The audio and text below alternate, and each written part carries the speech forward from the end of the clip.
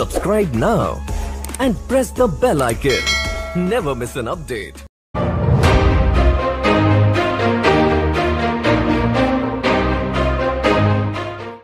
Welcome to ETR limited. నవేంద్రప్రదేశ్లోని విజయవాడ నగర Congress parliament అభ్యర్థి అయినటువంటి సీనియర్ నాయకుడు నరహర్ శెట్టి నరసింహారావు గారితో ప్రత్యేక ముఖాముఖి.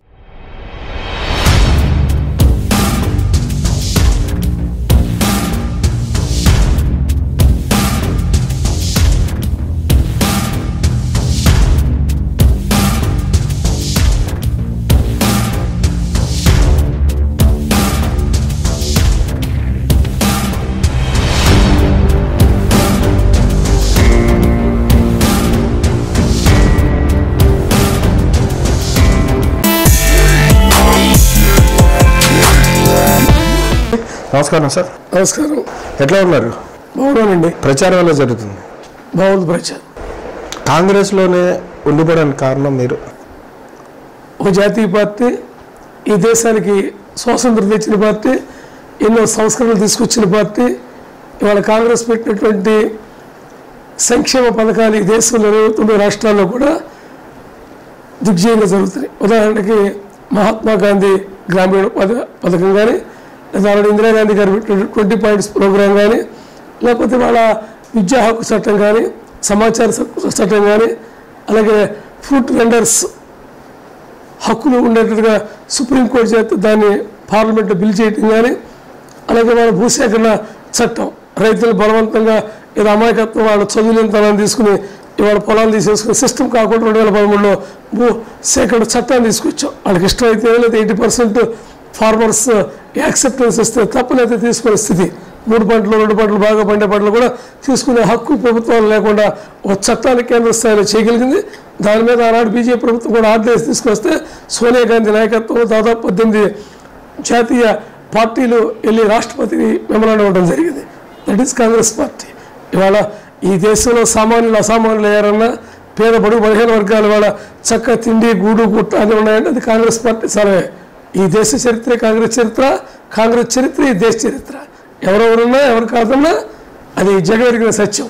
వాళ్ళ బాక్రారంగలు కానీ, నాగార్జున సాగర్ కానీ, పులిచింతలు కానీ, పోలవరం ప్రాజెక్టు కానీ, ఇటువంటి చారిత్రాత్మకమైనటువంటి కట్టాలు కట్టిన చరిత్ర కాంగ్రెస్ పార్టీది. మీరు పోలవరం కూడా మీరే కట్టారా? పర్మిషన్ తీసుకొచ్చింది మేమే. 4,500 కోట్ల రూపాయలు కాంగ్రెస్ పార్టీ ఉన్నప్పుడు అన్ని పర్మిషన్ చంద్రబాబు నాయుడు గారు కట్టారని చెప్తున్నారు కానీ, రెవెన్యూ కానీ, మామూలు భూసేకరణ కానీ, ఎక్విజేషన్ ల్యాండ్ ఎక్విజేషన్ కానీ 7 మండలాలను కలపలేదు. కొంతవరకు మీరు ఏదైనా 20% ఏమైనా భూసేకరణ చేసి ఉండొచ్చేమో, కానీ పూర్తి స్థాయిలో భూసేకరణ ప్లస్ భూ బాధితులకు సంబంధించి పరిహారం కూడా ఇవాళకి కూడా ఇప్పుడున్న ప్రభుత్వం కూడా కొంతమేర ఇంకా సాటిస్ఫై చేయాలి. మీరే చేశారంటే ప్రజలకు ఏమని చెప్తున్నారు? పోలవరం ప్రాజెక్టు మొట్టమొదట రూపకల్పన చేశాం. ఆ పోలవరం ప్రాజెక్టే ఇందిరా సాగర్ ప్రాజెక్ట్. తర్వాత వచ్చిన ప్రభుత్వాలు వాళ్ళ పేరు కోసం దాని కాంగ్రెస్ పార్టీ చేస్తున్న వేడికే ప్రాజెక్టులని, జాతీయ ప్రాజెక్టులన్నీ ఏళ్ళకెట్టారు. చరిత్ర మిగిలిపోతున్న ఒక దురాలోచనతో దాని మరి పోలవరం అనే పేరు మార్చారు, సోమవారం లాగా. అది తప్పు. అది ఇందిరా సాగర్ ప్రాజెక్ట్. ఆ ప్రాజెక్టు రూపకల్పన చేసింది మేము. అలాంటి చెన్నారెడ్డి గారు ఉన్నప్పుడు కానీ, అంజయ్ గారు ముఖ్యమంత్రిగా ఉన్నప్పుడు కానీ, రాజశేఖర రెడ్డి గారు ఉన్న టైంలో దీని పరిమాణం అలాంటి కేంద్రంలో మా ప్రభుత్వం అధికారంలో ఉంది. దాదాపు 2 కాలంలో కుడి కాలం వెనకాలం కూడా కడితే ఆ రోజు ఏమన్నారు వీళ్ళు జలయజ్ఞం కాదు ధనయజ్ఞం ఉందే, ప్రాజెక్ట్ లేకుండా కాలం ఎందుకన్నటువంటి పెద్ద మనుషులు. మొన్న పట్టిసీమల యొక్క నీరు రెడ్డి తీసుకొచ్చారు. వీళ్ళు కుండలో పట్టుకొచ్చిపోయారు కృష్ణానదిలో. మేము తగిన కాలంలో తీసుకొచ్చారు. ఏ రోజన్నా ఒక్కరోజు సరే సరే పట్టిసీమ మీరు అనుకుందాం కాలువలో తీసుకొచ్చి కట్టారు అనుకుందాం కాసేపు. ఆ కాలువల్లో పూర్తి స్థాయి రహదారి మాత్రం నిర్మించలేదు.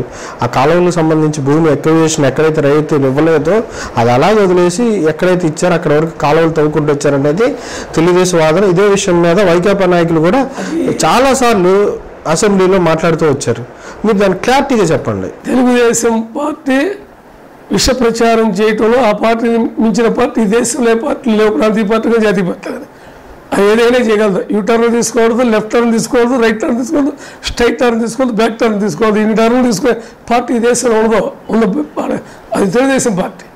వాళ్ళకి ఏమాత్రమైనటువంటి ఇంకిత జ్ఞానం ఉంటే ప్రాజెక్ట్ ఎవరు కట్టారు, పర్మిషన్లు ఎవరు తెచ్చారు, 4,500 కోట్ల రూపాయలు రికార్డెడ్గా ఎవరు ఖర్చు పెట్టారు, రాజశేఖర రెడ్డి గారి యొక్క పాత్ర ఏంటి ఏదో అని చెప్పారైనా చెప్పాలి. దివంగత నేత గురించి మనం చెప్పదు. రామారావు గారు సరిపోయారు. హెల్త్ యూనివర్సిటీ ఎవరు తీసుకొచ్చారో నన్ను అడిగితే నేనేం చెబుతాను, ఎవరు చాలా నాశనం చేశారు అన్ను. ఎన్టీ రామారావు గారు పుట్టిన జిల్లా కాబట్టి రామారావు గారు హెల్త్ యూనివర్సిటీ ఇక్కడ తెచ్చారు. ఇన్ని మెడికల్ కాలేజీలకి కేంద్ర బిందువే నేను చెబుతా as a common man, A politician. మరి అలా చెప్పలేనటువంటి ఇంకిత జ్ఞానం వాళ్ళకి లేకపోతే దురదృష్టం. ఇవి మీరు అడిగారు ప్రతిపక్ష పార్టీ, అది వాళ్ళ అసెంబ్లీకి గెలిపించి వెళ్ళి చట్టసభలో కూర్చొని వాదన వినిపించను నాయన అంటే నేను అక్కడ వాదన వినిపించను, నా ఎమ్మెల్యేని నేను కాపాడుకోలేకపోయాను, అందుకని నేను రోడ్ల మీద తిరుగుతానంటాడు ఆయన. ఇది ఎక్కడ న్యాయమని అడుగుతున్నా. భారతదేశానికి స్వాతంత్రం వచ్చిన తర్వాత ఈ 72 సంవత్సరాల్లో మనం ఎన్నో శాసనసభ ఎన్నికలు చూసాం. ఏ రోజైనా పుస్తకపల్లి సుందరయ్య గారు కానీ, మౌలాల గోపాలకృష్ణ గారు కానీ, మనుదొర కానీ శాసనసభలకు ఇండిపెండెంట్గా ఎలక్ట్ అయ్యారు. ఎవడో ఆడ డైరెక్ట్గా పోటీ లేదా, anonymous selected legislature members NAP మండల వెంకటకృష్ణారావు ఆవనగడ్డ. మరి అటువంటి మహానుభావులు చేసిన ఈ రాష్ట్రంలో శాసనసభలో బలమైన ప్రతిపక్ష నాయకుడిగా ఉన్నటువంటి జగన్మోహన్ రెడ్డి గారు ఎందుకు అసెంబ్లీని వదిలేసి నేల విడిసి సాము చేస్తున్నారు అనేది నా వాదన. ఆయన వ్యక్తిగతంగా నేను విమర్శించను, ఆయన మాట దాటను. ఎందుకంటే గౌరవం ఇవ్వాలి కదా. ప్రతిపక్ష నాయకుడు చీఫ్ మినిస్టర్ సమానం. వీళ్ళిద్దరి మధ్యన ఆ రోజు ఎన్నికల్లో తేడా 5 లక్షలు ఓట్లే కదా. అందువల్ల ఎవరి పాత్ర వాళ్ళు పోషించే విషయంలో అధికార పక్షం ప్రతిపక్షం రెండు ఫెయిల్ అయినాయి. వీళ్ళిద్దరిని కంట్రోల్ చేస్తాడా ఉంటే భారతీయ జనతా పార్టీ ఊరికే అది ఒక విచిత్రమైనటువంటి పార్టీ అయిపోయింది. అంటే బైఫర్కేషన్ తర్వాత కాంగ్రెస్కి ఇంకా ఆంధ్రప్రదేశ్లో పెంచుకుందా సరైన విధంగా బ్రహ్మాండంగా. దానికి ఉదాహరణ ఆయన కంటెస్ట్ ఎమ్మెల్యే ఫ్రమ్ కైకిలూరు. ఆ రోజు నేను వెళ్ళి ఓట్లు అడిగితే చాలా మంది నన్ను ఎంచుకున్నారు, అవమానపరిచాను. ఎడబెట్టి మళ్ళీ మీరు ఓట్లాడటానికి వచ్చారని నన్ను అవహేళన చేశాను. ఇవాళ దానికి పూర్తిగా భిన్నంగా ఉంది. ఇవాళ నేను వెళ్ళి ఓట్లు అడుగుతా అంటే స్వాగతిస్తున్నారు. మళ్ళీ కేంద్రంలో మీరే రావాలి, మీరు వస్తేనే సంక్షేమ రాజ్యం ఏర్పడుతుంది. ఈ ప్రభుత్వాలన్నీ దురదృష్ట సంఘటన జరిగినాయి. నోట్ల రద్దు, పెద్ద నోట్ల రద్దు, జిఎస్టీ తీసుకొచ్చారు. చిన్న పరిశ్రమలు కుదేలైపోయినాయి. కార్పొరేట్ సంస్థలు దివాసీలు పరిచారు. 2, 3 ఇవాళ వచ్చినటువంటి ఆనాడు కేంద్ర ప్రభుత్వ సంక్షేమ పథకాలన్నీ కూడా నీరు గారిపోయినాయి. మహాత్మా గాంధీ గ్రామీణ ఉపాధి పథకం ఇవాళ లేదు. దురదృష్టం. ఎంత గొప్ప స్కీమ్ అది. వ్యవసాయ రంగానికి అనుసంధానం చేసి ఎవరు కూడా వలస వెళ్ళకూడదని గొప్ప కమిట్మెంట్తో ఆనాడు మన్మోహన్ సింగ్ గారు క్యాబినెట్ తీసుకుంటే దాన్ని వల్ల అపహాస్యం చేశారు. ఇలాంటి ప్రభుత్వాలు ఉన్నాయి. ఆ రోజు మనం విభజన చేసినప్పుడు కూడా మా బలం లేదు. యూపీఏకి పూర్తి బలం లోక్సభలో లేదు. ఏ పార్టీలో మద్దతు ఇవ్వగలిగితే అది బిల్లు అయ్యే పరిస్థితి. ఆ రోజు ఏమన్నారు, శ్రీమతి సోనియా గాంధీ గారు పెద్దమ్మనే కాదు చిన్నమ్మనే సుష్మా స్వరాజ్ని కూడా గుర్తుంచుకోవాలని చెప్పినటువంటి పెద్ద మనుషులు. కాకినాడ మహాసభలో ఒక ఓటుకు 2 రాష్ట్రాలను మొట్టమొదట అంకురార్పణ చేసిన వ్యక్తులు వాడేం చేశారు, తీరా వచ్చినప్పుడు వెంకటేశ్వర సమక్ష ప్రమాణం చేశారు. అదే డయాస్ మీద చంద్రబాబు నాయుడు గారు, అదే డయాస్ మీద ఇవాళ అధికారులు చెబుతున్నట్టు ఈయన పేరేంటి, జనసేన అధినేత పవన్ కళ్యాణ్ గారు ఉన్నారు. నేను ప్రశ్నిస్తానన్న వ్యక్తులు వాళ్ళు రోడ్డు మీదకి ఎందుకు రాలేకపోయారు, ఎందుకు ప్రశ్నించలేకపోయారు? వాళ్ళు 5 కోట్ల మంది అవమానాలకు గురయ్యారు, నష్టపోయారు. ప్రత్యేక హోదా వల్ల నష్టపోయారా లేకపోతే విభజన వల్ల నష్టపోయారా? 5 కోట్ల మంది ఆంధ్ర ప్రజలకి 13 జిల్లాలకు కలిపి వాళ్ళవలసినటువంటి రాయితీలు ఆనాడు పునర్వ్యవస్థీకరణ చట్టంలో మన్మోహన్ సింగ్ గారు సాక్షిగా, ప్రధాన సాక్షిగా, భారత పార్లమెంట్ సాక్షిగా, కేబినెట్, సెంట్రల్ కేబినెట్ సాక్షిగా ఇచ్చిన దాని తర్వాత వచ్చే ప్రభుత్వాలు చేయవు అనే దౌర్భాగ్య స్థితి వస్తుందని కళలో ఇళ్లలో కూడా మేము ఊహించలా కాంగ్రెస్ పార్టీ. అంటే మీరు ప్రత్యేక హోదా మీద చట్టం చేయలేదని అంటారు. చట్టం చేయండి, హైకోర్టు ఎలా వచ్చింది? చట్టం చేయండి. ఇవాళ ఆంధ్రప్రదేశ్ హైకోర్టు ఎలా ఇచ్చారో, నేను 30 ఏళ్ళు నేను practising advocate Vijayawada. Last 30 years నుంచి ఫైట్ అగెన్స్ట్ హైకోర్టు బెంచ్. ఇవాళ వరకు హైకోర్టు బెంచ్ రాలా, హైకోర్టు రాలా. ఇవాళ పునర్వ్యవస్థీకరణ చట్టంలో పెట్టినటువంటి ఒక విధానమైనటువంటి హైకోర్టు ఇక్కడికి వచ్చింది కదా. రావడానికి ఎవరి కారణం? మేము పెట్టబట్టి ఇక్కడ ఇచ్చారో. పునర్వ్యవస్థీకరణ గురించి పెట్టాం హైకోర్టు ఇవ్వాలన్నా ప్రత్యేక హోదా పెట్టారో నేను అడుగుతున్నా సార్. ఎడగొండ జిల్లాలు ఏవైతే ఉన్నాయో ఉత్తరాంధ్ర జిల్లాలు కానీ, రాయలసీమ జిల్లాలు 3 కానీ, ఉత్తరాంధ్ర జిల్లాలో 3, రాయలసీమ జిల్లాలో 4కి ప్రత్యేక ప్యాకేజీలు ఇవ్వాలి, లోటు బడ్జెట్ ఇవ్వాలని అడిగాం. ఇతరుని గాలికి వదిలేసి బీజేపీతోనే 2 మంత్రి పదవులు తీసుకుని 2 మంత్రి పదవులు ఆడపగలే పారేసి ఇద్దరు దొందు వాళ్ళ 5 కోట్ల మంది ప్రజలు అవమానపరిస్తే కాంగ్రెస్ పార్టీ అధికారంలో ఉండొచ్చు, పోవచ్చు, చూస్తూ ఊరుకోం. మీరు ఈసారి ఎన్ని ఓట్లు గెయిన్ చేస్తారు, మీరే గెలుపు అంటారా? కాంగ్రెస్ పార్టీ దేశంలో పరిపాలనలోకి వచ్చేస్తుంది. మే 23 తర్వాత మాదే గవర్నమెంట్. రాహుల్ గాంధీ దేశానికి ప్రధాని అవుతారు. బ్రహ్మ రుతురాజు లేఖ వచ్చినా కూడా ఆ పదవిని ఎవరు ఆపలేరు. ఇది నివురు కప్పి నిప్పు పడిలేచే కెరటమే కాంగ్రెస్ ప్రపంచం. ఆ ప్రపంచాన్ని తట్టుకునేవాడు ఎవరి వల్ల కాదు. ఇది సునామీ. వాళ్ళ సునామీ దేశంలో ఉంది. ఎందుకు చెప్తారంటే ఆ మాట ఇప్పుడు నేను మాట చెప్పకూడదు. వాళ్ళు మాకు అన్యాయం జరిగింది, మీకు జరిగింది అన్యాయం. నా దగ్గరికి వస్తాను న్యాయవాదిగా, నాకు అన్యాయం జరిగింది న్యాయవాదిగా గో టు కోర్ట్, కోర్టుకి వెళ్తా.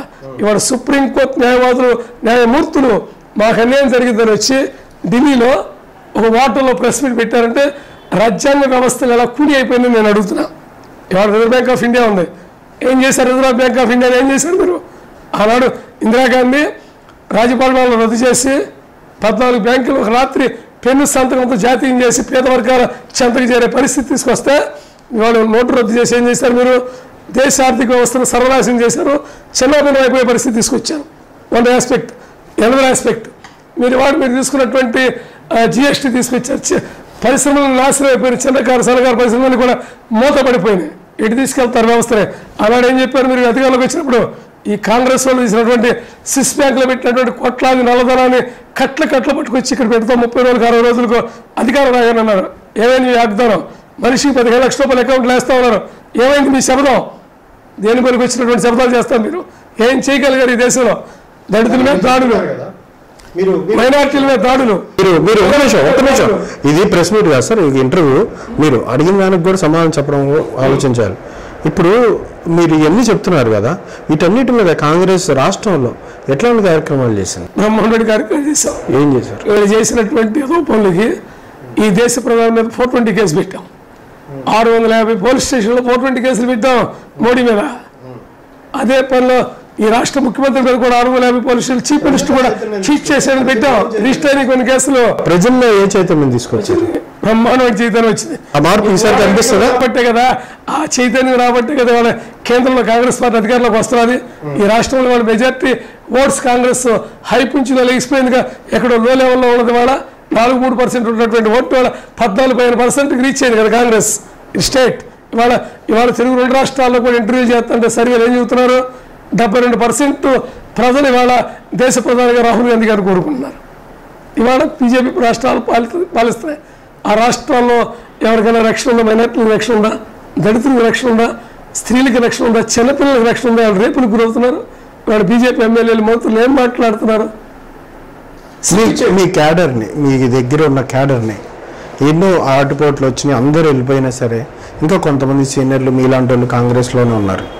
ఈసారి మళ్ళీ ఆ ఉత్తేజం గెలుపు మీ సాధ్యం అవుతుందా? విజయవాడ ఎంపీ నిన్న రాహుల్ గాంధీ గారి సభ జరిగింది. ఇది ప్రత్యేక హోదా భరోసా సభ. పత్రికలు, ఎలక్ట్రానిక్ మీడియా మీటింగ్ అయిన తర్వాత నన్ను వాటేసుకుని నాతో స్నేహం ఉండేవాడు కానీ, నాతో కొద్ది క్లోజ్గా ఉండేవాడు కదా. అన్న ఏంటి ఈ ప్రజాప్రపంచం ఏంటి, ఎంతమంది వస్తారు, మేము ఊహించలేదు, ఏంటి మీరు ఊహించారా అన్నారు. మేము కూడా ఊహించలేదు అన్నా. మేము అనుకుంది ఒక టార్గెట్, దాన్ని రీచ్ అయిపోయి హై లెవెల్కి వెళ్ళిపోయింది. ఏదైతే సిట్టింగ్ కెపాసిటీ వేసామో దానికి 200 మంది గ్రౌండ్లో ఉన్నారు, ఇంకా 200 మంది గోడ అవతలు ఉన్నారు. అంత ఎండలో కూడా దట్ ఈస్ కాంగ్రెస్ పార్టీ అన్న. కాంగ్రెస్ పార్టీ పడిలేసే కట్టారు ప్రతి మీటింగ్లో నేను చెప్తూ ఉంటా. దానికి చావు లేదు గరికి, దాన్ని తిని దాన్ని లబ్ధి పొంది బయటపోయే గాడిదలు పోయి బయట పార్టీలో పోవచ్చు. గాడిదలో నీతి కలిగిన వాళ్ళం, నిజాయితీ కలిగిన వాళ్ళం, పార్టీ మీద అభిమానం ఉండడం, పార్టీ మీద ఏదో మాకు కావాలి దీన్ని అడ్డం పెట్టి సంపాదించుకునే వాళ్ళు వెళ్ళిపోతారు. మాలాంటి ఎందుకు? మా కాంగ్రెస్ పార్టీ చెట్టు మహావృక్షం ఉంటే చాలు, ఆ నీడని మేము ఉంటాం. 10 మంది పక్షుల నేను అంతే. ఇక్కడ తెలుగుదేశం ఎంపీ కేశినేని నాని ఆయన ఏం చేయలేకపోయారు? విజయవాడ నగరానికి ఎంపీగా ఉండి ఏం చేయలేకపోయారని మీ ఆలోచన? ఏం చేయలేకపోవడం, ఎంపీగా ఆయన టాటా ట్రస్ట్తో కూడా మాట్లాడేదో కొన్ని గ్రామాలని దత్తత ఏదో పెట్టారు. కొంతవరకు చేయగలరు. అనుకున్నంత వాళ్ళు చెప్పిన వాగ్దానాల స్థాయిలో చేయలేకపోయారు. కానీ సమ్ బెటర్ అంటే పూర్తిగా ఆయన వైఫల్యం చేద్దాడని నేను అన్నాను. కానీ ఎందుకంటే రాజకీయాల్లో నైతిక విలువలు లేకుండా మాట్లాడితే ఇప్పుడు నేను ఇందాక చెప్పిన నాకు కూడా తేడా లేకుండా పోతుంది. పులిచెంతల కట్టింది మేము పోలవరం ప్రాజెక్ట్, ఇంకా గేట్లో అవ్వలేదు కదా, పులిచెంతల గేట్లో అవ్వలేదండి. Last gates design line up almost all మేము ఓపెన్ చేసాక పీడబ్ల్యూ గ్రౌండ్ అప్పుడే మేము కిరణ్ కుమార్ రెడ్డి గారు ముఖ్యమంత్రిగా ఉండగా, నేను జిల్లా కాంగ్రెస్ అధ్యక్షుడిగా, కొన్ని స్పాట్స్ మినిస్టర్గా ఉన్నప్పుడు ఆల్రెడీ ఓపెన్ అయింది. అది అయిపోయింది. పోలవరం విషయం చెప్తున్నా. అందువల్ల కొంతవరకు ఏదో చేశారు. అనుకున్న స్థాయిలో ఈడీపీ కూడా 600 హామీలు ఇచ్చింది. ఇది 5-6 హామీలు నెరవేర్చగలిగారు తప్ప ఫుల్ ప్లేజ్డ్గా ఆలోచన చేయలేకపోయారు.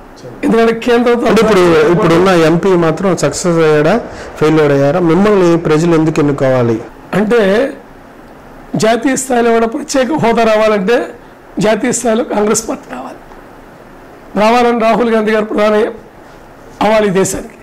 రాహుల్ గాంధీ అఖిల భారత కాంగ్రెస్ పార్టీ అధ్యక్షులు అయిన తర్వాత మొట్టమొదటి ఏఐసీ సమావేశాలు జరిగాయి. ఆ సమావేశాలు పొలిటికల్ తీర్మానం చేశారు. ఆంధ్ర రాష్ట్రానికి అన్యాయం జరిగింది, 100% పొలిటికల్ తీర్మానం చేస్తారు. 29 రాష్ట్రాల లెవెల్లో చేసే తీర్మానం చేశారు. అదే కాకుండా కాంగ్రెస్ పార్టీలో అత్యుత్తమైనటువంటి కాంగ్రెస్ వర్కింగ్ కమిటీ CWCC అందులో పెట్టిన తర్వాత ఆగదు. తెలంగాణ అక్కడ పెట్టబట్టి ఒక దెబ్బ తెలంగాణ ఆ రోజు ఇవ్వాల్సి వచ్చింది. ఒకసారి నిర్ణయం తీసుకున్న తర్వాత ఎంత లాస్ అయిన కాంగ్రెస్ పార్టీ వెనక దట్ ఈస్ కాంగ్రెస్ పార్టీ. ఏదైనా కానీ ఏదైనా గుడ్ ఆర్ బ్యాడ్ అలా ఆనాడు సంఘటనలో తెలంగాణ వచ్చింది. ఇవాళ కూడా CWCలో పెట్టారు తెలంగాణకి. ఇది కాకుండా మన సోనియా గాంధీ, రాహుల్ గాంధీ గారు ఆల్ ఇండియా లెవెల్లో PCC అధ్యక్షుడు సమావేశం పెడితే మళ్ళీ మన తీర్మానం పెట్టారు. అందులో ఇది మళ్ళీ మన ఆంధ్రాకి ఇవ్వాలి నష్టపోయారని వాంటింగ్. అది మీరు మిగిలిన వాళ్ళు అడగొద్దు, ఎవరు అడిగారు? మన మిగిలినటువంటి రాష్ట్ర PCCలు అడిగితే తప్పు వాళ్ళ జరిగిన అన్యాయాన్ని మీరు వేరీ చేసుకో, అది వేరు మీది వేరు అని చెప్పి సోనియా గాంధీ గారు కూడా ఇన్వాల్వ్ అయ్యి ఆ PCC అధ్యక్షుడు అని కూడా నివారించారు. అలాగే ఇదంతా తెలుగుదేశం కాంగ్రెస్ కి దగ్గర ఎన్ని ప్రాంతీయ పార్టీలు జగన్ గారు వచ్చినా, పవన్ గారు వచ్చినా, లేదా చంద్రబాబు నాయుడు గారు వచ్చినా, లేక ఇతర పార్టీలు వచ్చినా ప్రత్యేక హోదా ఇవ్వలేవు. ప్రత్యేక హోదా ఇవ్వగలిగిన శక్తి దేశంలో 2 పార్టీలు, ఒకటి భారతీయ జనతా పార్టీకి, 2 కాంగ్రెస్ పార్టీకి. భారతీయ జనతా పార్టీ నా వల్ల కాదు, మేము ఇవ్వలేము, ప్రణాళిక సంఘాన్ని మేమే రద్దు చేస్తాం, నీతి ఆయోగ్ పెట్టాం, దాని ద్వారా ఇస్తామన్నారు. ఫెయిల్ అయ్యారు. కానీ మేము అలా ఫెయిల్ అవ్వాలా? విభజన చేసింది మేము. పూర్తి న్యాయం చేయాల్సిన బాధ్యత 5 కోట్ల మంది తెలుగు. ఇంకా ఏం తీసుకొస్తారు మీరు? ఇవాళ మేనిఫెస్టో కూడా రిలీజ్ కూడా చేశారు. న్యాయ ద్వారా 72,000 ఇవాళ న్యాయాన్ని ఒకటి పెట్టాం. దారిద్ర్య రేఖకు దిగులు ఉన్నటువంటి దాదాపు 5 కోట్ల మందికి లబ్ధి చేకూరేటటువంటి నెలకి 6,000 కాడికి 12,72,000 రూపాయలు ఎవరైనా ఎవరు కాదన్నా ఎవరితో ఎమ్మెల్యే ఎంపీతో సంబంధం లేకుండా డైరెక్ట్ వాళ్ళ అకౌంట్స్లో పడిపోతాయి కేంద్ర ప్రభుత్వం నుంచి.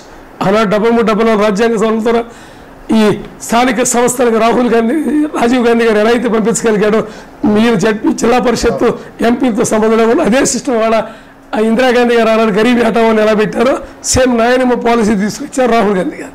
నెంబర్ 1. నెంబర్ 2, రైతులకు 2 లక్షల వరకు రుణమాఫీ, 2 లక్షల వరకు మహిళా సోదరిమణులు డ్వాక్రా సంఘాలకు రుణమాఫీ.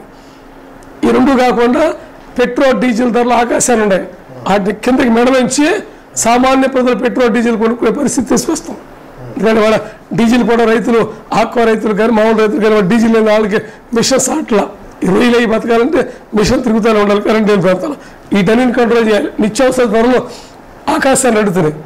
మళ్ళీ ఇవే కాకుండా మేము 4 సిలిండర్లు ఫ్రీ ఇద్దాం అనుకున్నాం ఇయర్లీ. అంటే 5 ఇయర్స్కి 20 సిలిండర్స్ ఫ్రీ. అంటే దాదాపు 20,000 రూపాయలు ప్రతి కుటుంబానికి మేలుకొల్చి పని కాంగ్రెస్ పార్టీ చేస్తున్నారు. ఎన్ని కూడా ఓట్ల కోసం కాదు, ప్రజా సంక్షేమే కాంగ్రెస్ పార్టీ అభిమతం, రైతు సంక్షేమే కాంగ్రెస్ పార్టీ అభిమతం, వీటన్నిటి ద్వారా మిమ్మల్ని ఎన్నుకోవాలంటే క్షేమమే కాంగ్రెస్ పార్టీ అభిమతం. అందుకే కాంగ్రెస్ పార్టీ ఈ దేశంలో 137 సంవత్సరాల సుదీర్ఘ చరిత్రనే.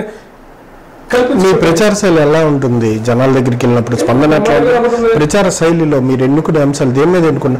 బీజేపీ ప్రభుత్వం యొక్క వైఫల్యాలా, లేదంటే రాష్ట్ర ప్రభుత్వం యొక్క వైఫల్యాలా, ఎంపీ యొక్క వైఫల్యాలా, ఏ విషయాల మీద మీరు ఫైట్ చేస్తున్నారు? ఈ రాష్ట్రానికి ప్రత్యేక హోదా రావాలంటే ఈ దేశంలో బీజేపీ ప్రభుత్వం అధికారం ఉండకూడదు. కాంగ్రెస్ పార్టీ అధికారంలోకి వస్తేనే 5 కోట్ల మంది తెలుగు ప్రజలకు తిరిగి పోవడం ఏమి వస్తుంది, కాంగ్రెస్ పార్టీ ఏమి వస్తుంది. వాళ్ళు ఇచ్చిన హామీలు వేయకుండా నెరవేర్చలేకపోయారు, ఫెయిల్ అయ్యారు. సిస్టమ్ నుంచి డబ్బులు తేవలేకపోయారు, బ్యాంక్ వ్యవస్థలు నాశనం చేశారు. ఇవాళ ఈడీ, సిబిఐ లాంటి స్వతంత్ర ప్రతిపత్తి కలిగినటువంటి సంస్థలే ఇవాళ రాజారకంలో రాజుగారు ఆర్డర్ అయితే మంత్రులు తీసుకొచ్చినట్టుగా వాళ్ళు బీజేపీ వాళ్ళు జేబు సంస్థలుగా మార్చేశారు. అవన్నీ కూడా తిరిగి వాటి స్వతంత్ర ప్రతిపత్తిని కాపాడుకునే స్థితికి కాంగ్రెస్ పార్టీ తీసుకొస్తున్నా. ఆ కోణంలో మేము పనిచేస్తాం. రాహుల్ గాంధీ గారు ప్రధానమైన తర్వాత సుప్రీంకోర్టు విషయంలో కానీ, సిబిఐ విషయంలో కానీ, కాగ్ నివేదిక విషయాల్లో కానీ మేము డోంట్ ఇంటర్ఫేర్. ఏ నిర్ణయాలు చెప్తే ఆ నిర్ణయాలు శిరోధార్యంగా ఉండాలి. ప్రభుత్వాలకు ఆ యొక్క గూఢాచార సంస్థ లాంటి వాటిని కూడా మనం అప్రహారీ తీసుకుని తీసేసుకునే వ్యవస్థ ఉంది. ఎలక్షన్ కమిషన్ ఆఫ్ ఇండియాని మీకు కంట్రోల్ పెట్టుకోండి, ఎన్నికలు ముందే పెట్టి ఏపీ వాళ్ళకి టైం లేకుండా చేసేయటం. ఈ జిమిక్స్ అని మాకు తెలియదా? వీళ్ళు ఇవాళ వచ్చారు అధికారంలోకి, 72 సంవత్సరాలు ఈ దేశాన్ని ఏలాము, మాకు తెలియదు ఎక్కడైనా జరుగుతాయో న్యూ ఫాల్స్. ఇవన్నీ కూడా తప్పు చేస్తారు బీజేపీ వాళ్ళు చేసే తప్పులు. తిండి మీద ఆంక్షలు ఏంటి, ఏం అవసరం తినాలి, ఏ కూరలు తినాలి అని ఏడు చెబుతారు దేశ ప్రజలకి, ఇటు తీసుకెళ్తారు వ్యవస్థలే. మీకు ఉన్న అవగాహన, మీకున్న పదవుల రీత్యా మీరు మంచి వాగ్దాటితో మాట్లాడుతున్నా కానీ ప్రజల్లో మీ గెలుపు ఎంతవరకు సాధ్యమని మీకు నమ్మకం ఉంది? నేనే గెలుస్తా. విజయవాడ పార్లమెంట్ కాంగ్రెస్ పార్టీ అభ్యర్థిగా మే 23వ తారీఖు ఎన్నికలు ఓట్లు లెక్కేసే రోజు మీరు వచ్చి కాలంలో స్వీట్ ఇస్తుంది, కానీ నేను ఎలక్ట్ అవుతా ఇక్కడి నుంచి లోక్సభకి. ఎందుకంటే ఇవాళ జరిగే ఎన్నికలు ధనబలానికి ప్రజాబలానికి మధ్య జరిగే పోరాటం. ఆ పోరాటంలో నేను ఒక న్యాయవాదిగా, ఒక రైతు బిడ్డగా, ఒక సామాజిక సేవకుడిగా, కార్మిక సంఘాల కార్యకర్తగా ప్రజలు నాకు నిరాజనాలు పడుతున్నారు. అపారమైనటువంటి ఓటర్ మహాశైలి మీద నాకు నమ్మకం ఉంది. ఓట్లు నమ్ముకోరు, వాళ్ళు ఓట్లు నమ్ముకున్న కాడితో సమానం. టీవీ నైన్లో ఆ స్క్రోలింగ్ చూసినప్పుడల్లా నేను నవ్వుకుంటా ఉంటా.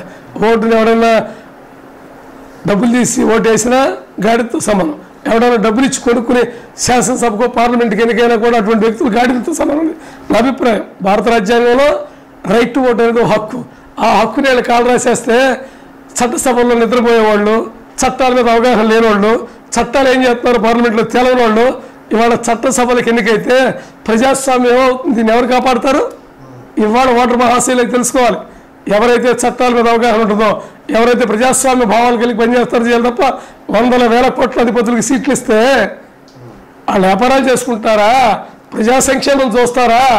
పార్లమెంట్లో పెట్టి బిల్లులు చూస్తారా? 7 నియోజకవర్గాలకు సంబంధించి ఉన్న సమస్యల మీద మీకు ఎంతవరకు అవగాహన ఉంది? మీరు ఇచ్చే హామీలు ఏంటి? తాగునీరు విషయం ఇబ్బంది పడతా ఉన్నారు, ఇంకా కొన్ని విషయాలు ఉన్నాయి. విజయవాడ సిటీ కానీ 4 నియోజకవర్గం, దీనిలో మీరు ఇచ్చే హామీ ఏంటి? అసలు సమస్యలు ఏమున్నాయి? విజయవాడ పార్లమెంట్కి సంబంధించి 3 కాన్స్టిట్యున్సీలు ఉన్నాయి. తూర్పు నియోజకవర్గంలో వరదలు వస్తే కృష్ణాంకంతా మునిగిపోతుంది. దానికి ఫినిషింగ్ వాల్స్ అవన్నీ కూడా మనం మా గవర్నమెంట్లో కొన్ని చేసాం, ఇంకా చేయాలి. డ్రైనేజీ సిస్టమ్ లేదు, డ్రైనేజీ వాటర్ పంప్ వాటర్ కలిసిపోతుంది. అలాగే బందర్ కెనాల్, ఏలూరు కెనాల్, ఈ 2 కెనాల్స్లో కూడా మూత్ర విసర్జన చేసి మల విసర్జన చేసి కూడా కాలం లైన్ కలుపుతున్నారు. ఈ నీళ్ళు ఏలూరు వాళ్ళు మన గుడివాడ వాళ్ళు తాగుతున్నారు. ఇవన్నిటి కూడా పునర్వ్యవస్థీకరణ చేసుకుంటూ రావాలి.